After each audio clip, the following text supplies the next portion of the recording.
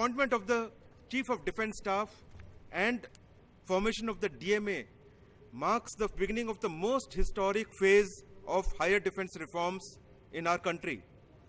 And all of you, having been born in this perfect Tri-Services Institute at the start of the training called the National Defense Academy, are actually best equipped to successfully transform in this era of jointness as you grow in your respective services.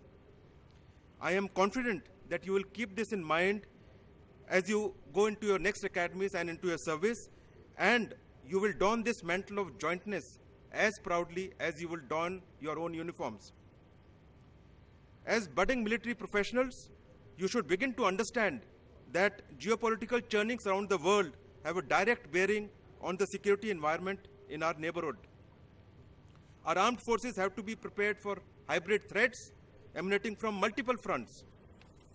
This mandates very high levels of knowledge, dedication, commitment, and sacrifice, and leadership at all levels, at all times.